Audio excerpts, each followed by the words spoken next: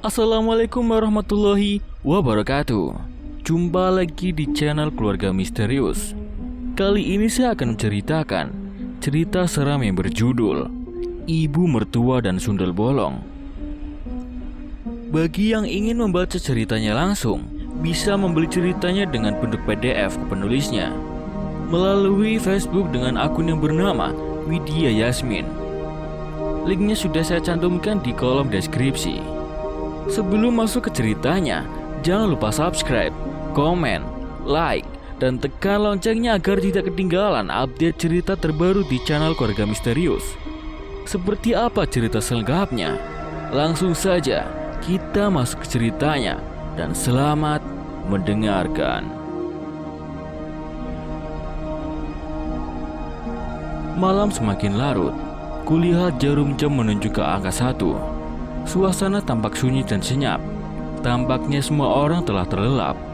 Aku baru saja selesai menulis, langsung menaruh ponsel dan beranjak ke tempat tidur. Sebagai penulis amatiran yang hanya mengandalkan ponsel, bukan laptop seperti yang lainnya, aku hanya menulis di saat ada waktu senggang saja, yaitu malam hari. Di saat semua orang terlelap, di sanalah aku bisa fokus menulis. Karena di siang hari, rumah akan terasa bising oleh suara ibu mertua dan Teh Imas yang seperti kaleng rombeng. Terdengar suara lolongan anjing yang membuat bulu kutuku seketika meremang. Entah mengapa, suara anjing itu terdengar nyaring dari kebun belakang. Aku jadi teringat ucapan nenekku. Katanya kalau mendengar suara lolongan anjing di malam hari harus segera menutup mata, karena hewan itu tengah melihat sosok setan. Terdengar suara teriakan yang begitu nyaring seakan memecah gendang telinga. Aku dan suami langsung tersentak dengan suara setinggi 10 oktav tersebut. Lalu buru-buru berlari ke dapur. Rupanya bapak dan ibu mertua pun langsung terbangun, karena suara teriakan tadi mampu merusak gendang telinga siapapun yang mendengarnya. Kuntilanak, Petekok, Tai Kotok, ngapain malam-malam begini teriak-teriak di dapur? Bentak ibu mertua sambil membulatkan mata pada anak sulungnya yang tengah gemetaran di dapur. Aku lihat sundel bolong melayang-layang di sini. Serem banget. Wajahnya hancur, punggungnya bolong penuh belatung. Ucap Teh Imas sambil bergidik ngeri. Ia tampak sangat ketakutan. Ibu mertua tampak bergidik lalu memegangi tangan suaminya dengan erat. Tampaknya ia pun pernah melihat sosok yang dia ceritakan Teh Imas hingga dirinya terlihat sangat ketakutan. Kenapa, Bu? Tanya bapak mertua saat melihat istrinya yang tampak mencengkram tangannya dengan ekspresi ketakutan. Sebenarnya ibu sering melihat penampakan sundel bolong itu, Pak. Sautnya liris sambil menggenggam erat tangan suaminya itu. Makanya kita semua harus rajin beribadah dan rajin mengaji, biar gak ada makhluk halus yang mengganggu kita, ucap suamiku.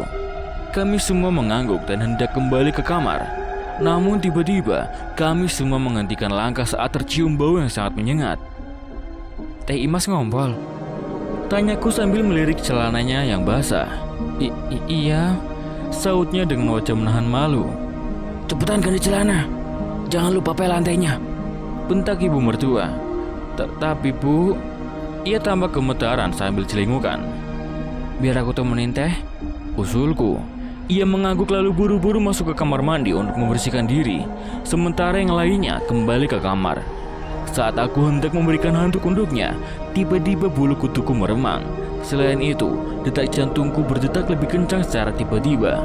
Terdengar suara tangis yang begitu menyayat hati dari belakang rumah, bersaut-sautan dengan suara lolongan anjing yang sejak tadi tak mau beranjak dari sana. Tanpa berpikir lama-lama, aku segera mengantungkan handuk itu di kamar mandi, lalu berlari ke kamar. Kenapa kamu gak nungguin Teteh? Terdengar suara teriakan Teh Imas, tapi aku tak menanggapinya karena takut melihat penampakan. Aku langsung memejamkan mata. Walaupun suara lolongan anjing masih terdengar nyaring di telinga, kini suara lolongan itu berpindah ke depan rumah, lalu ke samping, dan kembali ke belakang. Seolah ia tengah mengejar sesuatu. Aku kembali membuka mata, lalu membangunkan suamiku yang tengah kembali terlelap. Bangun deh, bisiku. Kenapa lagi? Jangan-jangan ada maling, ucapku liris sambil mendengarkan suara lolongan anjing yang tak juga berhenti. Kayaknya bukan maling. Bisa saja itu jurik. Sautnya lirih tapi dengan wajah santai, seolah baginya kemunculan sosok tersebut tak berpengaruh baginya. Aku bergidik ngeri lalu memeluk erat tubuhnya, hingga akhirnya kami pun terlelap. Keesokan harinya, ibu mertua menyuruhku pergi ke pasar setelah memberikan sejumlah uang padaku. Sebenarnya ibu mertua lumayan royal padaku, karena selama tinggal di rumah ini, aku tak pernah mengeluarkan biaya apapun. Semua kebutuhan rumah tangga, ia yang tanggung. Hanya omongannya saja yang kasar dan sering teriak-teriak seperti kaleng rombeng. Ibu mertua menyuruhku sendirian ke pasar dan berjanji akan menjaga anak bungsuku di rumah. Sedangkan yang sulung sudah diantar ke sekolah oleh suamiku. Baru beberapa langkah saja dari rumah, tiba-tiba aku merasa ingin buang air kecil. Lalu aku bergegas berlari kembali ke rumah. Saat keluar dari kamar mandi, tiba-tiba kulihat ibu mertua bersama Teh Imas berjalan mengendap-endap menuju sumur tua di samping rumah kosong dekat kebun belakang rumah. Ibu mertua tampak membawa sebuah nampan berisi kembang 7 rupa, 2 butir telur beserta sesuatu yang mengumpulkan asap. Sedangkan Teh Imas membawa segelas kopi hitam dan lembaran daun, seperti daun sirih. Karena penasaran, aku mengikuti mereka. Lalu tiba-tiba mereka menaruh semua barang yang dibawanya itu di dekat sumur tua itu. Kulihat ibu mertua kemat-kamit melafalkan sesuatu yang tak bisa kudengar dengan jelas. "Kalian sedang apa?" tanyaku hingga membuat keduanya terkejut. Kamu kenapa kembali? Tanya ibu mertua. "Jangan mengalihkan pembicaraan. Apa yang sedang ibu lakukan?" tanyaku. Tanpa menjawab pertanyaanku, ibu mertua langsung menarik tanganku lalu mengajakku untuk kembali ke rumah. Melihat kami pergi, Teh Imas langsung berlari mengikuti kami sambil bergidik ngeri. "Ada apa sih, Bu?" tanyaku dengan wajah penasaran. Ibu sengaja memberikan sesajen untuk jurik penghuni sumur tua itu, agar ia tak lagi mengganggu kita, ucapnya lirih. "Tapi apa yang kalian lakukan itu salah. Itu sama saja dengan musyrik, Bu," sahutku. "Gak usah ikut campur kamu, Hana. Mending sana ke pasar, terus masak," bentak Teh Imas. "Kamu jangan bedak, Hana," ucap ibu mertua sambil menyomot bibir Teh Imas lalu membekapnya. Teh Imas berusaha melepaskan tangan ibunya. "Apa sih, Bu? Mengapa ibu selalu membela dia? Kan sekarang ada Imas. Jadi ibu gak harus pura-pura baik sama dia," ucap Teh Imas sambil mendelikan mata padaku. "Ibu gak percaya sama kamu. Karena jika suamimu datang untuk menjemputmu, pasti kamu langsung meninggalkan ibu," sahutnya sambil mengerutkan bibirnya. Aku mendekati ibu mertua lalu menggenggam erat tangannya. "Bu, Hana janji gak akan ninggalin ibu sampai kapanpun. Tapi Hana harap ibu gak melakukan hal yang dilarang agama ini," ucapku lirih. Ia termenung lumayan lama, lalu tiba-tiba mengangguk dan setuju dengan ucapanku. "Lalu apa yang harus kita lakukan agar sundel bolong itu tak lagi mengganggu kita?" tanyanya lirih dengan wajah mengiba. "Sepertinya yang semalam diucapkan Diki, kita semua harus beribadah dan mengaji," ucapku. Ibu mertua kembali termenung entah apa yang ia pikirkan. Namun mendengar kata beribadah dan mengaji sepertinya sangat berat ia lakukan. Tampaknya ibu mertua sudah sangat jauh dari Allah, hingga aku pun tak pernah melihatnya melaksanakan sholat ataupun mengaji. Sebenarnya aku merasa penasaran saat ibu mertua bilang bahwa sosok sundel bolong itu menempati sumur tua milik orang luar negeri pemilik rumah terbengkalai itu. Karena menurut suamiku, tak ada salah satu keluarga yang meninggal di sana. Sepasang suami istri berwajah bule itu kembali ke negeri asal mereka karena urusan bisnis dan harus meninggalkan rumah itu hingga terbengkalai. Sebenarnya siapakah sosok sundel bolong itu? Mengapa ia terus menampakkan diri pada kami, terutama pada ibu mertua? Hari itu kulihat Fajar, anak sematawayang Teh Imas, tengah menyendiri di belakang rumah. Anak lelaki berusia 15 tahun itu memang pendiam dan jarang bicara. Padahal ia memiliki ibu juga nenek yang sangat cerewet seperti kaleng rombeng. Aku bergegas menghampirinya untuk melihat apa yang tengah ia lakukan. Rupanya ia tengah menggambar. Teh Imas pernah bercerita kalau anaknya sangat suka melukis. Sepertinya ia lupa membawa peralatan lukisnya, makanya ia hanya menggambar menggunakan buku gambar dan pensil. Tiba-tiba saja aku terkejut saat melihat gambar yang tengah ia buat. Dalam gambarnya, tampak sesosok wanita mengerikan dengan punggung yang bolong. "Astagfirullah, Fajar, Ngapain kamu gambar sosok yang sangat menyeramkan ini? Tanyaku dengan wajah penasaran bercampur ngeri. Makhluk itu sering kulihat dalam mimpi.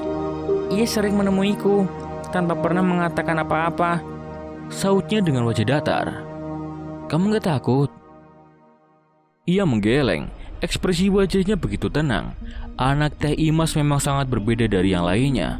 Selain pendiam, ia juga jarang menunjukkan ekspresi wajahnya, baik itu senang, sedih, maupun takut. Sebenarnya Fajar adalah anak ketiga Teh Imas, tetapi kedua anak Teh Imas meninggal saat mereka masih kecil. Banyak yang mengatakan kalau meninggalnya kedua anak itu karena dirinya terlalu julid dan suka menyakiti orang lain, hingga kedua anaknya mengalami penyakit aneh dan meninggal dunia. Teh Imas adalah seorang wanita julid dan toksik. Dulu ia sering bertengkar dengan Lina, juga denganku. Mulutnya selalu nyinyir dan menyakitkan. Aku sempat penasaran hingga mencari informasi tentang kehidupan sehari-harinya lewat tetangganya. Dari tetangganya, aku mendapatkan informasi bahwa mulutnya sangat beracun hingga sering menyakiti banyak orang. Bahkan tetangga juga ibu mertuanya. Lamunanku terhenti saat Fajar menggambar di lembar kertas yang baru. Gambar keduanya tampak membuatku semakin tercengang dan begitu ngeri. Dalam gambarnya, tampak sesosok wanita yang merangkak naik dari dalam sumur. Fajar, ayo kita masuk. Ia menghempaskan tanganku, seolah tak setuju dengan ajakanku. Jangan ganggu, sahutnya sambil fokus menggambar. Sesekali tatapannya melirik ke arah sumur tua itu, seolah ia tengah melihat sesuatu. Aku semakin begitu ngeri lalu bergegas melaporkan apa yang tengah ia lakukan pada ibunya. Apa sih? Kamu ganggu aja. Bentak Teh Imas yang tengah fokus berhias. Itu si Fajar menggambar sosok menyeramkan, ucapku. Biarkan saja. Aku akan mendukung semua hobinya. Jadi kamu gak usah rempong, sautnya sambil buru-buru menutup pintu kamar. Kakak iparku itu memang sangat menyebalkan. Ia benar-benar tak khawatir terjadi sesuatu pada anak semata wayangnya. Kulihat Fajar masih fokus dengan gambarnya. Aku hanya bisa menghela napas sambil terus memperhatikannya dari belakang. Karena penasaran, aku kembali mendekatinya. Fajar, apa kamu sedang melihat hal yang aneh di sumur tua itu? Ia menggeleng. Aku hanya menggambar sambil membayangkan apa yang kulihat di mimpiku, sahutnya santai. Walaupun begitu, tetap saja aku begitu ngeri saat mendengarnya. Terdengar suara seseorang yang mengetuk pintu. Aku lantas segera meninggalkan Fajar, lalu berjalan ke depan. Saat ku buka pintu, tampak seorang lelaki mengenakan jas hitam. Lelaki itu adalah Mas Broto, suaminya Teh Imas. Siapa yang datang, Hana? Tanya ibu mertua setengah berteriak. Lalu tiba-tiba Teh Imas beserta ibu mertua datang mendekat. Wajah Teh Imas tampak sumringah saat melihat kedatangan suaminya. Imas, Mas mau minta maaf sama kamu. Tolong kembali ke rumah ya, karena Mas sudah meninggalkan wanita itu, ucapnya memelas. Dasar borokokok, sudah selingkuh seenaknya saja minta maaf, ucap ibu mertua sambil menghalangi mereka berdua saling bertatapan. Tolong maafkan kehilafan saya, Bu. Saya janji gak akan menyakiti Mas lagi. Mas Broto tampak memelas, memohon ampunan dari ibu mertuanya itu. Kesalahan kamu itu terlalu banyak. Bukan hanya berselingkuh, tapi kamu juga gak pernah mengizinkan saya tinggal di rumah kalian, ucap ibu mertua sambil melotot dan bertolak pinggang. Saya mohon maaf, Bu. Mas Broto langsung berlutut seolah sangat menyesali perbuatannya itu. Bu, jangan gitu dong. Aku mau kok memaafkan Mas Broto, ucap Teh Imas selalu bergelayut manja di tangan suaminya itu. Ah, dasar kalian berdua sama-sama borokokok, umpat ibu mertua sambil bertolak pinggang. Teh Imas langsung masuk ke kamar untuk membereskan semua barang-barangnya. Tidak berapa lama, ia telah bersiap untuk segera meninggalkan rumah ini. Saat Teh Imas mengajak Fajar untuk pulang ke rumah mereka, anak lelaki itu tampak enggan meninggalkan rumah ini. Tante Hana, jangan pergi ke kamar mandi pukul 2 malam ya, bisiknya dengan senyum yang aneh. Aku bergidik ngeri saat mendengar ucapan anak itu. Seketika bulu kutuku meremang saat mengingat gambar yang tadi ia buat. Sejak tadi Teh Imas dan anaknya pulang, suasana rumah ini tiba-tiba sepi. Walaupun suara Teh Imas seperti knalpot motor RX King, tetapi setidaknya kehadirannya bisa membuat rumah ini tidak terlalu terasa mencekam. Suara cemberengnya itu memang tak hanya mampu memecah gendang telinga, tetapi mungkin bisa mengusir para makhluk gaib. Setelah sholat maghrib, seperti biasa aku akan menghangatkan masakan atau lagu masak tadi siang untuk makan malam kami semua. Tiba-tiba terdengar suara pintu diketuk. Aku segera membuka pintu, lalu tampak seorang pedagang bakso tengah berdiri di depan pintu. "Ada apa Mas Gimin?" tanya aku. "Tanyain sama ibumu, mau beli bakso nggak?" tanyanya sambil tersenyum genit. Pedagang bakso itu akhir-akhir ini selalu mondar-mandir di depan rumah kami, walaupun kami tak membeli baksonya. Bahkan kemarin, ia terang-terangan menitipkan salam untuk ibu mertua hingga ia harus mendengarkan komentar pedas dari Teh Imas yang seperti petasan hajatan. Teh Imas tambah iri karena ibunya memiliki banyak penggemar sedangkan padanya tak ada satupun lelaki yang mau menggodanya. Aku masih ingat pertengkaran Teh Imas kemarin dengan ibunya, antara berisik tetapi kocak. "Bu, pelet apa yang ibu pakai? Hingga banyak lelaki yang menggoda ibu yang sudah keriput ini?" tanyanya sambil tertolak pinggang. Kamu iri gara-gara banyak pedagang yang keliling yang ngasih gratisan sama ibu?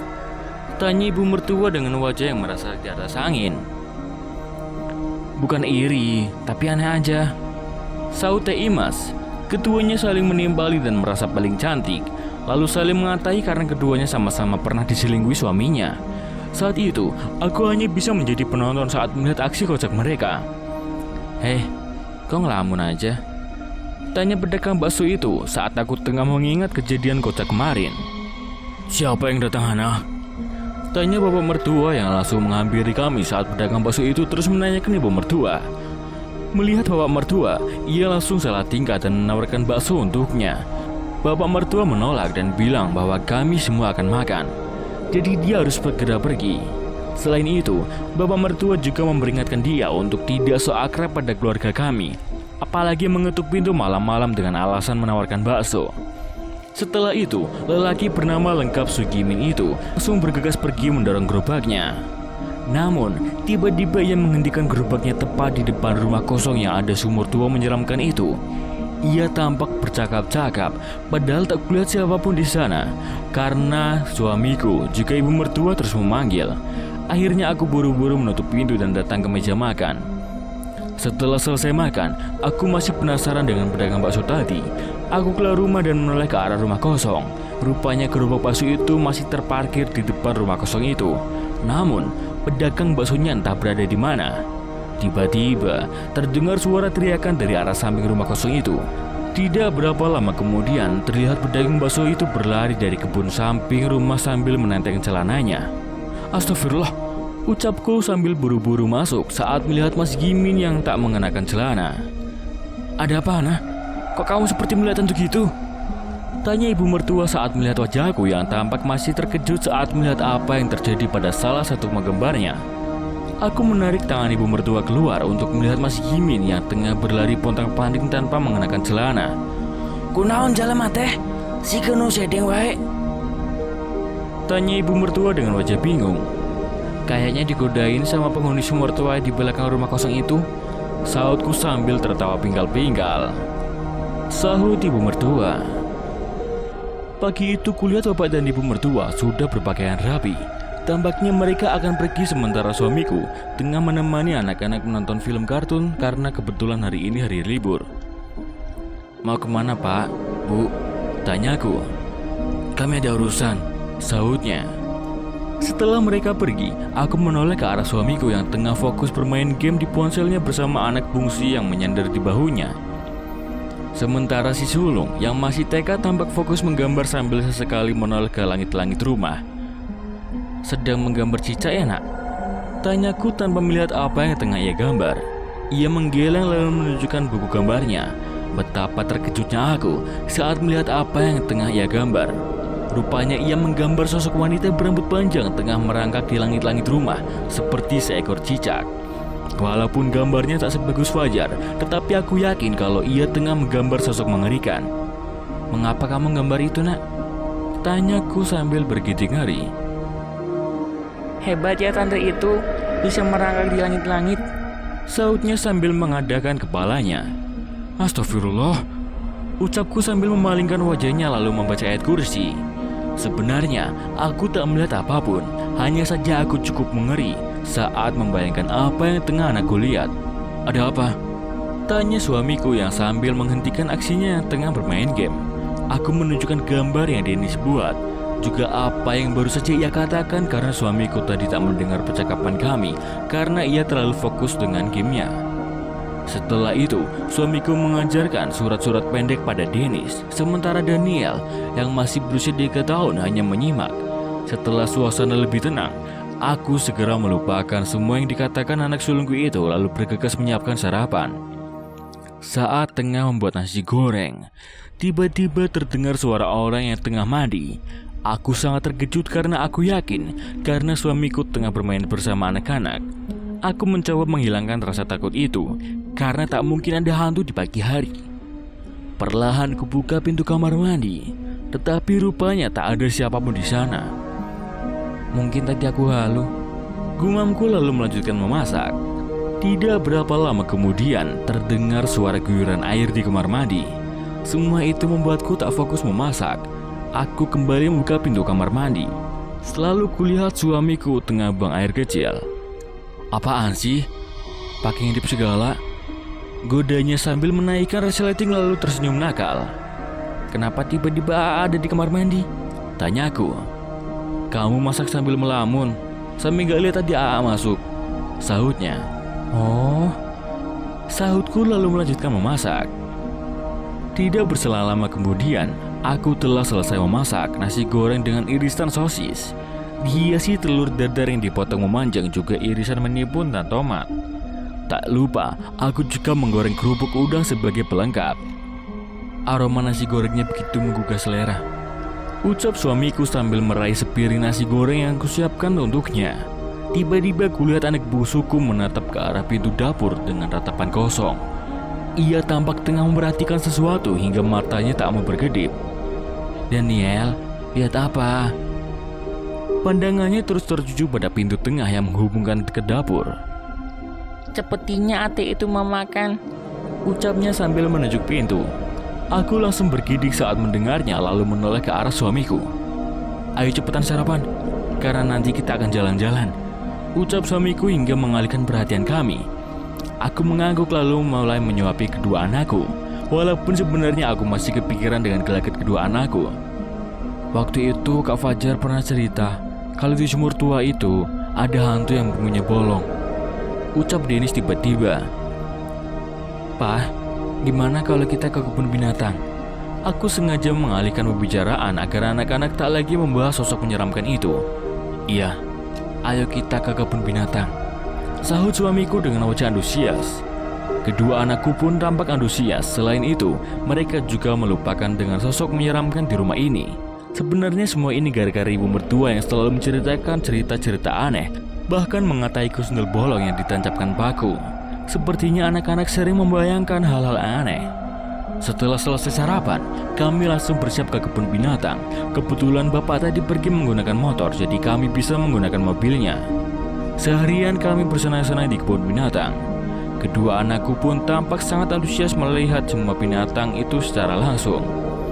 Saat menjelang sore, kami telah merasa puas berkeliling dan berfoto di kebun binatang tersebut. Akhirnya kami pun pulang. Setibanya di rumah, aku sangat terkejut saat melihat bapak dan ibu mertua yang tengah menanam pohon bambu kuning. Tak hanya di depan, tetapi juga di samping, bahkan di belakang rumah.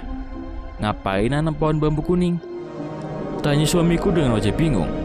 Ini untuk menangkal rumah kita dari gangguan sundel bolong, sahut ibu mertua. Aku segera menutup telinga anak-anak lalu segera mengajak mereka masuk. Sundel bolong itu apa, Mah? Tanya Dennis. Sayang, bagaimana kalau Mama ceritain kisah Nabi Sulaiman yang bisa berbicara dengan semua binatang? Aku sengaja mengalihkan perhatiannya lalu mengajak mereka untuk berbaring di tempat tidur. Wah, aku mau dengar, Mah, ucap mereka antusias. Aku segera menceritakan kisah Nabi Sulaiman hingga beberapa menit kemudian keduanya telah terlelap. Aku segera meninggalkan mereka untuk menemui ibu mertua. Kulihat ia tengah menggantungkan tapal kuda di atas pintu masuk. Apa yang sedang ibu lakukan? Sudahlah Hana, kamu jangan banyak bicara, ucapnya dengan wajah serius. Hana harap ibu jangan pernah lagi menceritakan hal-hal aneh pada Dennis dan Daniel. Ibu nggak pernah menceritakan hal macam-macam pada mereka. Bohong. Ibu sering menceritakan tentang hantu sundel bolong kan pada mereka? Waktu itu ibu juga bilang kalau aku itu jelmaan sundel bolong. Itu kan sudah lama. Sekarang, ibu nggak pernah lagi kan mengatai kamu sundel bolong? Tiba-tiba terdengar suara seseorang yang tampak menertawakan obrolan kami, hingga membuat ibu mertua terkejut dan berlari ke arah dapur. Aku segera mengejarnya. Kali ini ia tampak sangat berani, padahal biasanya ia sering merasa ketakutan. Kulihat ibu mertua menaburkan garam di sekitar halaman belakang, di semua pintu dan jendela. Entah apa maksud dari semua yang ia lakukan itu. Saat malam tiba, terdengar suara ricuh di depan rumah. Aku dan suami yang tengah mengobrol di ruang tengah langsung keluar untuk melihat apa yang terjadi. Kulihat ada wanita seusiaku tengah menangis terseduh-seduh ditemani beberapa warga lainnya. "Ada apa ini?" tanya suamiku. "Bayi saya hilang," sautnya dengan wajah sembab. "Kok bisa?" tanya kami serentak. "Tadi bayi saya sendirian di kamar, sedangkan saya mencuci piring di dapur. Sementara suami saya ke warung untuk membeli obat nyamuk. Lalu tiba-tiba terdengar suara tangis bayi saya. Lalu ketika saya masuk, bayi saya sudah hilang, disertai jendela yang tiba-tiba terbuka," sautnya dengan wajah pilu. Tiba-tiba terdengar suara bayi hingga kami semua terdiam mencoba mendengarkan dari mana arah suara bayi itu. Suara bayinya terdengar di rumah kosong. Aku berseru sambil menuju ke rumah milik orang Belanda yang telah lama terbengkalai.